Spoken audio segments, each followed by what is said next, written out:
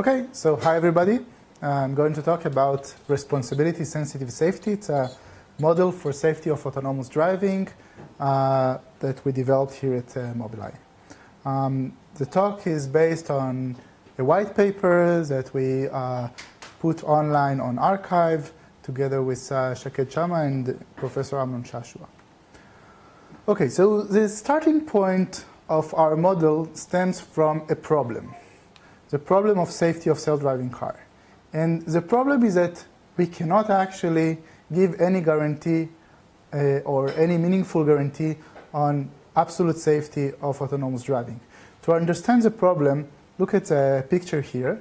So suppose that we are driving on a typical highway in the middle lane. So the AV car is a middle car, here's a yellow car, and it is surrounded by other cars. Say that the other cars are driven by a human driver. Now suppose that one of the human driver spills its coffee and steers towards the AV car. There is absolutely nothing the AV car can do in order to prevent a collision in such a scenario. It cannot go faster because it will hit another car or to the other side or brake. In all cases, there is going to be a collision, or there might be a collision. So we cannot even strive to have a guarantee of there are not going to be accidents involving autonomous driving cars. Now, how can we solve this problem? One approach is to say that to begin with, this scenario is not allowed. An AV car is not allowed to be in this scenario. But this is ridiculous because this is an everyday situation in a highway. So saying that you are not allowed to be in this scenario, meaning that you cannot have any useful autonomous car. Okay, so if you are allowed to be in such a scenario and you cannot guarantee absolute safety, the question is, what can you guarantee? Okay, so what does it even mean to be safe? Okay, so one approach for safety is a statistical approach. And it basically means that self-driving cars might be involved in accidents, but statistically, they should be better than a human driver. Okay, so we should drive a certain amount of miles, count the number of accidents of an autonomous car, count the number of accidents of human drivers, and compare the statistics and say, okay, the autonomous car is statistically better than a human driver. And this approach is actually very popular nowadays in the industry, but we have several problems with this approach. The first problem is that this approach is simply infeasible. And the reason is because we are talking about very small numbers. Okay? So if we want to guarantee that the probability that an autonomous car will not make an accident or will not be involved in an accident is, say, 10 to the minus 8 or 9 per hour of driving, okay? Which is better than human driver. Human driver is something like 10 to the minus 6. So say we want 2 orders of magnitude better than a human driver, or even 1 order of magnitude better than a human driver. So we're talking about 10 to the minus 7, 10 to the minus 8, 10 to the minus 9. Now, to make sure that the probability of an accident per hour is at most p, one must drive more than 1 over p hours after every update of the software. Okay? So every time we change something even minor in the software, we need again to drive 1 over p hours. So if p is, say, 10 to the minus 8, it means we need 10 to the 8 hours, more than that, say 10 to the 9. So 1 billion hours of driving after every update of the software. This is completely impossible to do. Okay? So if this is impossible, maybe we can use simulators. Instead of actually driving, we can simulate driving in some simulator and check that we are okay in terms of statistics of accidents. But as we show in the paper, simulators actually suffer from the same problem because who says that your simulator reflects reality? Okay? So we basically have the problem of validating that the simulator reflects reality with respect to your autonomous driving software, and then we are back to square one. Okay. So this is one problem with a statistical approach. The second problem is that the statistical approach is not transparent. So suppose that we are even doing this statistical approach and validating it, and now there is an accident. Okay, so the autonomous car hits a little kid. And then you say, okay, we hit a little kid, but statistically, hey, statistically we are better than a human driver. It's a very weak guarantee, okay? And it's not clear that the society will tolerate such events. Okay? These are two problems with a statistical approach. So what are the other alternatives that we have? The second alternative is the best practice argument. It goes like, I did what all other players did and more. I have the best sensors, I have redundancy, I have software validation, I have more mileage driven than anybody else, and I have a very strong simulation. Okay? So I'm best practice. I'm doing best practice. So as you can imagine, we have basically the same problems, and even it's worse. There are no guarantees at all. Okay, maybe you are best practice, but all the rest are also very bad. So, okay, it leads to over-engineering solution because I need to show that I'm better than anybody else, and then somebody else needs to show that he is better than anybody else, and there will be a loop of over-engineering solution, which will be very expensive and will not lead to an industry. It will lead to a science project, but not to an industry. And finally, again, this is not a transparent guarantee. Okay, so after an accident, there will be a collision. What can we say? I was best practice? It's not very convincing. Okay. So this is a motivation for our approach, which is called responsibility sensitive safety, or RSS for short. And the basic idea, our goal is that self-driving cars should never be responsible for accidents, which means two things. First, self-driving cars should never cause accidents. Okay? There is a difference between being involved in an accident and causing an accident. In the examples that I showed in the beginning, I'm going back to this example, okay? The self-driving car could do nothing. Okay, it didn't cause the accident. It was involved in an accident, but it didn't cause an accident. Okay, so the first component is that we should never cause accidents. The second component of self-driving car is that we should respond properly to mistakes of other drivers. Okay, and so what is RSS? RSS is a mathematical, interpretable white box model that formalizes common sense of what is a dangerous situation, what should you do when you are in a dangerous situation, and then, based on these two things, who is responsible for an accident. So if you respond properly to a dangerous situation, but somebody else didn't respond properly to the dangerous situation, then you are not responsible for the accident. Okay?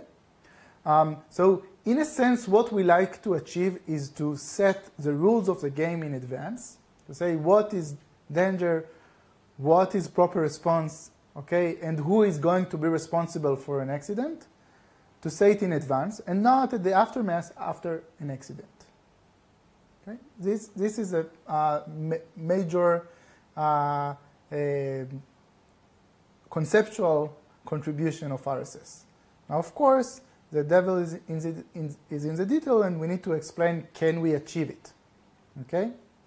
So before I explain it, let me just give a little bit about the scope. So safety is a big thing, and there are many things that can go wrong.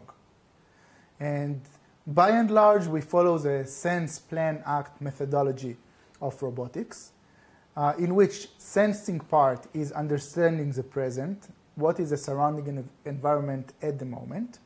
The planning part is a decision-making, figuring out what do you want to do.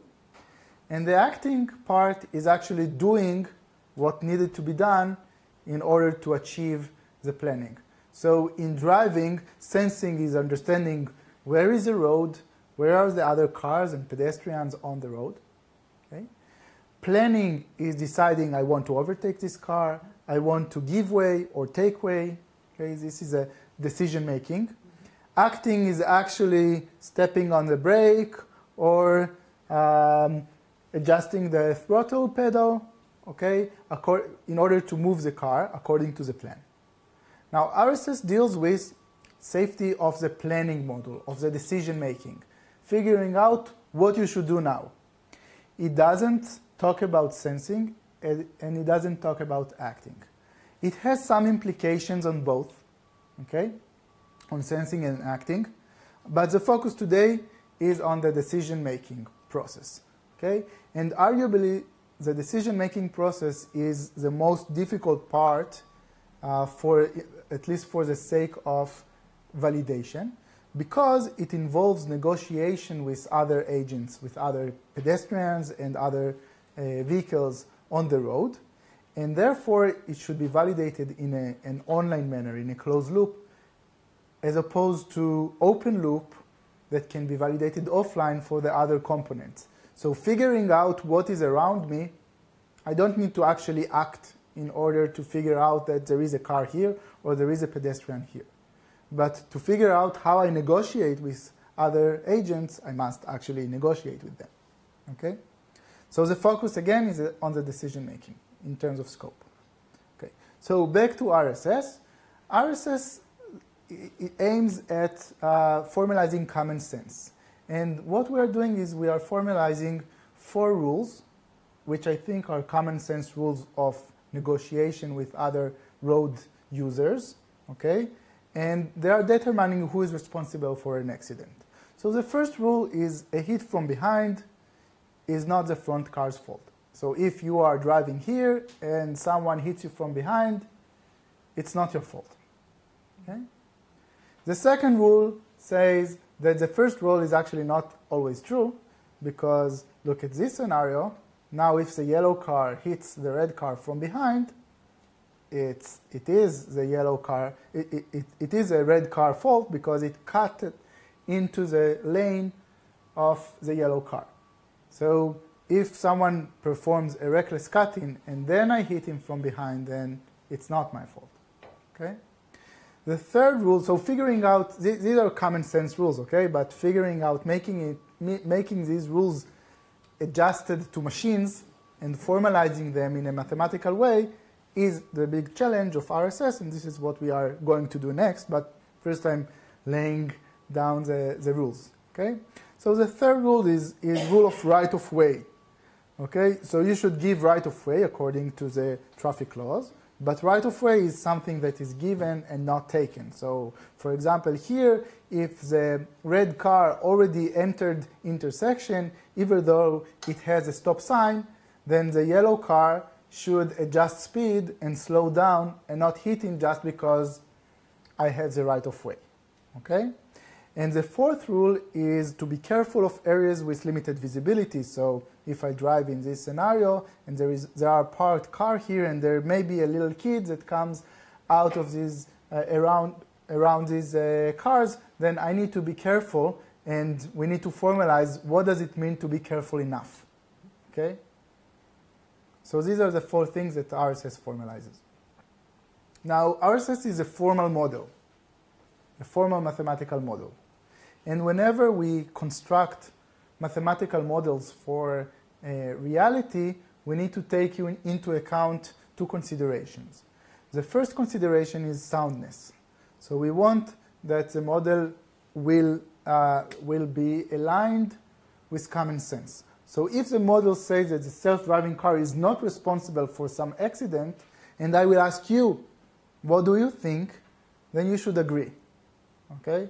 Because if you disagree, then I have a very nice model, but it is not a good model. It is not a sound model for common sense of human judgment. Okay? The second consideration is usefulness. So I can say, okay, I will be very, very defensive, okay? And then I will not make accident. And if I will make accident, it will be clear, it will be sound that it's not my fault. But I will do it by staying in the garage. Okay? I will not make accidents. But I will also not be very useful. Okay? So there is a balance between soundness and usefulness, and we need to keep in mind this balance and see that we are at a good spot on this balance. Okay? So we want a model that gives us guarantees to never cause accidents while still maintaining a normal flow of traffic.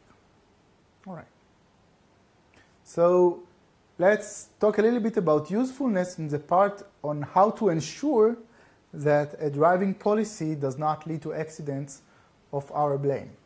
And this is not trivial at all, because maybe something that I'm doing now looks very innocent, looks very good, but it will lead to a chain of events, a butterfly effect, and an hour from now, this chain of events will lead to an accident of my responsibility.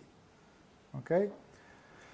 So it's not trivial at all, and this is one of the contribution of RSS, and we construct a way to efficiently guaranteeing RSS safety, and the main tool is mathematical induction. So it's like in mathematical induction that we learned in high school, okay?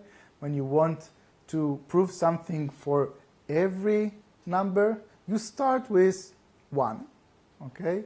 Then you prove, okay, if I know 1, I go to 2, and then to 3, and then to 4, and then the induction goes on, okay? If I know to prove it for n, I know also that it will be fine for n plus 1, okay? So this is how we eliminate the problem of the butterfly effect. Okay, so let's continue in defining the high-level techniques that we used in RSS. The first component is to define something that we call safe distance. And safe distance can be in terms of longitudinal distance and lateral distance. Okay? And then we define a situation as being dangerous if it is non-safe both laterally and longitudinally. So why both? Because this situation, longitudinally, it is not safe because both cars are actually at an accident from the longitudinal accident. But laterally, we are fine. Okay? This case, longitudinally, we are okay, but laterally, we are at the same lateral position. Okay? So both are not dangerous. To be dangerous, we need to be both laterally and longitudinally at an unsafe distance. Okay? Now we define the blame time as the first moment in which the situation becomes dangerous. And we have proper response. The proper response will be to brake either longitudinally or laterally, depending on what was broken last. So if the longitudinal distance was last to become non-safe, then we will brake longitudinally. And if the lateral distance was last to become non-safe, then we will brake laterally. And once we define this, we have a way to assign responsibility. So first we prove that a collision can only occur if one of the agents did not respond properly. And once we prove it, we can assign responsibility on the agents that did not respond properly. This makes a lot of sense. Okay? So now I will elaborate and explain it in more detail, but these are the basic principles. Okay. So let's look at some scenario. Okay? So before, two cars were driven side by side. They are at a safe distance because laterally they are away from each other. Now the red car is starting to move towards the yellow car. Okay, until the safe distance touches. Okay, so now it's the first moment in time when we are non-safe laterally. The proper response will be to brake, and I will elaborate what does it mean to brake laterally, but we brake laterally, and here it means that the yellow car has no lateral velocity. It just goes in its own lane. Okay, so it does not move laterally, so it doesn't need to do anything. the red car was driving laterally towards the yellow car, so it should stop and stay at the same lateral distance. Now, you already see that if it stops in time, then there will be no collision. And if it will not do this proper response of stopping moving towards the yellow car, then there might be an accident, and who is to be blamed for this accident? The red car, right? Now, there are cases in which things are more involved. For example, now the red car is before the yellow car, and it started to cut into the lane of the yellow car. Okay? Again, the proper response for the red car is to brake laterally. Okay? But the yellow car has also some responsibility to brake longitudinally in a mild way. Because someone is going to cut me, I need to slow down a little bit. I don't need to step on the brake, okay? Because after all, he's moving, okay? But I don't want to accelerate for sure, okay? So we assign numbers of you need to slow down a little bit. Okay? So here is an example of one car following another car. So the yellow car following the red car. They are not exactly at the same lateral position, but they are not safe laterally. They intersect laterally. So now the red car is starting to slow down, and the safe distance areas intersect. So the yellow need to slow down, and it actually need to brake hard because the distance became too close. And if it will not brake hard, then it might hit the red car from behind, and it will be his blame, okay, his responsibility. Oncoming situations are similar, but now it depends on whether you are in your lane or not. So here we see a situation where suppose that we are in the US, so we need to drive on the right and not on the left, okay? So the yellow is on the right direction of the lane. The red car is not on the right direction of the yellow lane, okay? Say you wanted to overtake some obstacle, okay? Now the situation becomes dangerous, and the proper response for the red car is to brake hard because it violates the right direction of the road. The yellow car should brake mildly, okay? Because he is in the right direction of the road. So this makes, if you will think about situations like urban roads, okay, this actually reflects what will happen. If someone tries to overtake and come to the wrong direction, and another car is approaching, the other car should brake mildly, but the car in the wrong direction should brake hard. Right? Okay, so these rules give us responsibility. For example, hitting from someone from behind. So here it is clear that the yellow car is not responsible for the accident because someone hit it from behind. Side hit here, the yellow car should have responded by stopping the lateral move. And if it fails to do this, then the yellow car is responsible, but the red car is not responsible.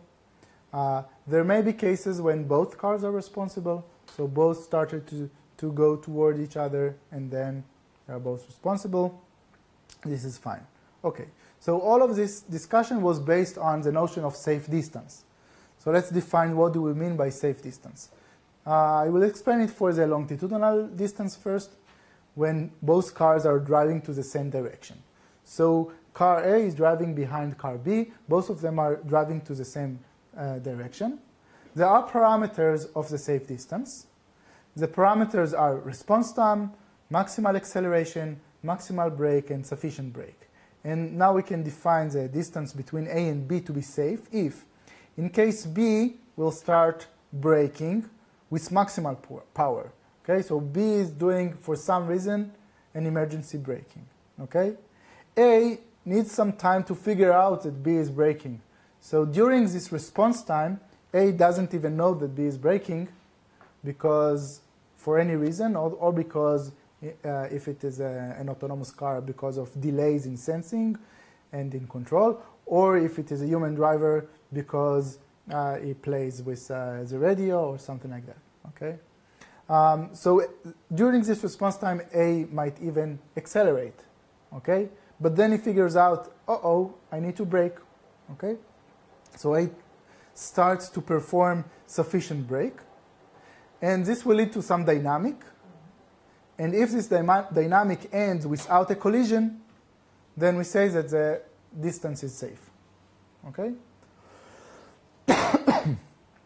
And we give a formula in the paper, which is written here, and it depends on all these parameters that we discussed: the velocity of the rear car and velocity of the front car, the maximal brake, the sufficient brake, and the maximal acceleration.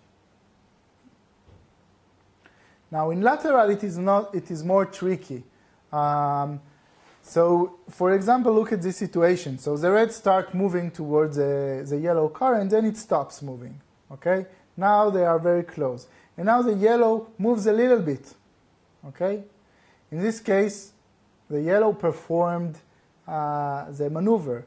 But we should expect that cars cannot be with exactly zero lateral velocity because it is difficult to maintain. So we need to robustify the definition, and we do this by using some notion of margin, and we allow normal fluctuations of size mu within the lane without considering it as lateral, and this is reflected also in the safe distance formula for lateral distance.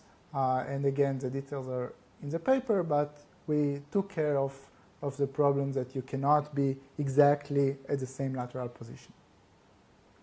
Okay. Next, let's look at some rules of right-of-way. So here, the red is approaching a place where it should give way. So of course it should give way. Okay, and the blue car can continue driving normally, assuming that if the red car can stop in time, then he should stop in time, and the blue car can keep driving normally. Okay. Now, what will happen if the blue car continues to drive normally? The red car can stop in time, like here, and then the red car will start zooming into the blue car. Of course, in this case, it will be the responsibility of the red car, and we cannot blame the blue car for doing anything wrong. Okay? On the other hand, if the red car is already in the intersection or cannot stop in time, and the blue car can stop in time, then the blue car must stop in time because right-of-way is given, not taken. Okay? So the idea here is that the traffic laws are just a recommendation, okay, for doing the right thing. They cannot give us, if someone is breaking traffic laws, then we are not allowed to hit him. If we can avoid an accident, of course, we must do this. And failing to do so puts responsibility on us. Okay? Now, our model, situation is more complicated, and our model also allows situations like the red car did not stop in time, but then you figure out it should stop, and it stopped a little bit after the stop line, and then the blue car is allowed to overtake it safely, and this is fine in our model. Again, we made an effort to be useful and not only sound. Okay? So the mathematical details of all of these definitions are again in the paper. Next, we ask ourselves, what about other scenarios? What about traffic lights, for example? So we tackle with these 4 rules that I said in advance. We also tackle many other scenarios, which at first sight does not look appropriate, but actually it's the same principles. So for example, traffic lights, we do a reduction to priority of routes because traffic lights are basically priority rules, but they are changing dynamically. When I have the green light, I have a priority over the route that has a red light. Okay? Now, what does it mean? It means that even though that I have the green light, if someone else violated its red light and entered the intersection, I'm not allowed to hit him. I should brake if I can. Okay? And this would be the proper response.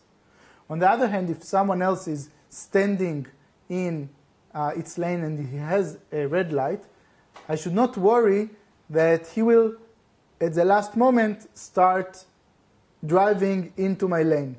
Okay? I can drive normally in my green light, and if he will do this, then it will be his responsibility. There will be a collision, but I was just fine. Okay, so formalizing all these rules of when you are allowed to drive normally and when you should respond properly to dangerous situation is all the idea of RSS. Okay. Unstructured roads, all what I showed before was very heavily relying on a lane system. There are lanes. But what if there are no lanes? For example, you can have a very wide roundabout where the division to lanes is not clear, or a completely parking area, very wide parking area when there are no lanes at all. So we take care in our model also for these scenarios, and our definitions actually hold for these scenarios as well. What about pedestrians? So far we focused on vehicles. What happens with pedestrians? So actually, pedestrians are no different than vehicles. There are priority rules that depend on the scene. In some situations, the pedestrian has a priority. In other situations, the vehicles has a priority. For example, if there is a traffic light that tells us whether the pedestrian has a red light or the car has a red light, then according to it, we set priorities. In other cases, according to the scene. And the rules are basically the same. The last principle that I didn't talk about is safety in the face of uncertainty. So there are cases in which we have limited view of the world around us. For example, we are approaching an intersection and there is a big building that occludes the traffic that's coming from here. And suppose that they have the right of way. So what we should do? So here again, we give a very formal treatment of what is being cautious and what is being cautious enough. Okay? So we formalize it in the paper, both with respect to other cars and with respect to pedestrians. Okay. Now, so these are the ideas of RSS. Now I want to elaborate a little bit more about the guarantees that we give. And I already mentioned that the main tool is mathematical induction, but now that we have a rough understanding of RSS, we can actually give the formal statement about RSS. So the theorem goes like this. Any driving policy that complies with RSS proper response is guaranteed to never be responsible for accidents. Now before I give the proof, which is really simple based on induction and our definitions, let's talk a little bit about the implications of this theorem. This theorem tells us that RSS is not something specifically for Mobileye or for the driving policy of Mobileye. Any OEM or any developer of a driving policy can put RSS on top of its decision making. And he can do whatever he wants unless the situation is dangerous. And then he has constraints on proper response. So it's like a plug and play. You can put it on top of any driving policy, okay, and obtain our strong guarantees about RSS. So in this sense, this is RSS is a model that anybody can adopt, and it is hard to see a reason not to take it into any other driving policies. There is no big obstacle to doing this. Okay? Now to the proof. The proof is, as I said, by induction. The base of the induction, suppose that we start at a non-dangerous situation, and this is always the case because we start at a full stop. Okay? Now what is the induction step? If the next time step will still be non-dangerous, then we are fine, because what we want to say that there are no collisions. If the situation is not dangerous, then of course there is no collision. Okay? Now, if not, so now the situation is dangerous. Let TB be the blame time, be the first time where the situation was dangerous. Now, by the proper response constraints of the policy, from the blame time until the current time, we had constraint on the proper response, meaning braking longitudinally or braking laterally. Okay? This was a constraint. So either we performed this proper response and all the agents performed this proper response, and then by the definition of safe distance, there is now going to be any collision, and we are fine and happy. If there is a collision, it must be the case that one of the agents did not respond properly, and then he has a responsibility. But if we responded properly, then either there is no collision at all, or there is a collision and not our responsibility. Okay? So this is a basic argument of the induction. So to wrap up, RSS formalizes what is dangerous, what is a proper response to danger, and who is responsible for accidents. As you saw, it's a white box model. We can explain it, okay? We can explain it to the society, and we can look at scenarios and tell, okay, here, in this case, there is going to be an accident, but it's not the responsibility of a self-driving car. But in other case, if there is going to be an accident, it is the responsibility of the self-driving car.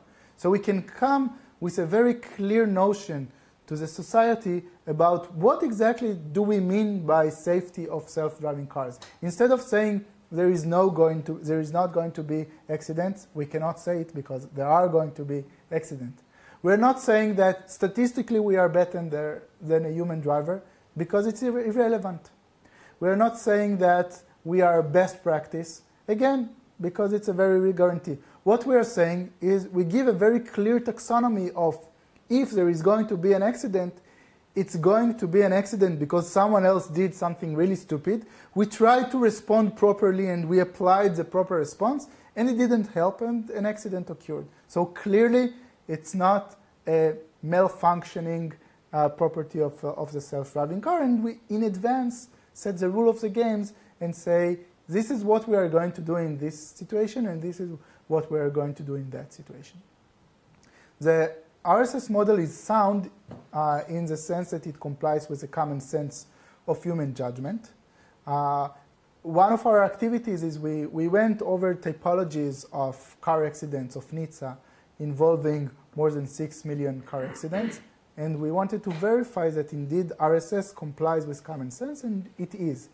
It doesn't mean that we covered everything. There may be things that we missed, and if we have missed some things, of course, we will correct, and this is a call for the community to help us in making RSS better and better. But it's a very good start or an open place for discussion of what do we really mean by safety and what do we want to say to society about the safety of our self-driving cars. Thank you very much.